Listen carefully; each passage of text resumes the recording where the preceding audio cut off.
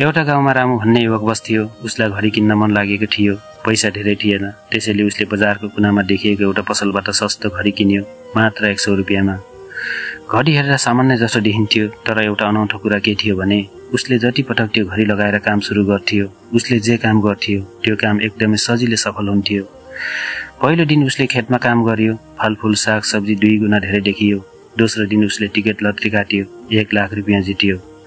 अब रामु घडीको बारेमा जान्न चाहन्थ्यो। एक दिन ऊ पुरानो साधुकोमा पुग्यो र घडी देखाउँदै उसले सोध्यो, बाबा यो घडी यति भाग्यमानी किन छ? साधुले घडी हेरेर फराकिलो आँखा पार्दै भने, यो कुनै साधारण घडी होइन छोरा, यो घडीले समयलाई आफ्नो अनुकूल घुमाउन सक्ने शक्ति राख्दछ। तर एउटा शर्त छ, यदि तिमी लोभी भयौ र यो शक्तिको दुरुपयोग गर्यौ भने यो घडीले उल्टो काम गर्न थाल्छ।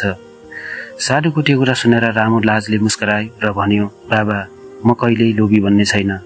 तर त्यो दिनपछि उसले घडी लगाएर ठग्न सुरु गर्यो। दोकानदारलाई झुक्कायो, साथीभाइलाई धोका दियो, अनि अन्त्यमा ब्याङ्क लुट्न पुगेको बेलामा घडीले समय रोकिदियो। रामु जहाँ थियो त्यहीँ स्थिर भयो, जिउ चल्न छाड्यो, मुख बन्द भयो र मानिसहरूले उसलाई समयको प्रस्ताव लागेको मानिस भन्न थाले। यसर्थ सन्देश के दिएको छ यो कथाबाट? धेरै शक्ति पाएपछि जिम्मेवारी पनि आउँछ, तर भाग्य यस्तो घडीले होइन, साँच्चैकै मेहनतले बदलिन्छ। साथीहरू, यो छोटो कथा तपाईँलाई कस्तो लाग्यो? मन परे लाइक, कमेन्ट र सेयर गर्न नबिर्सिनुहोस्।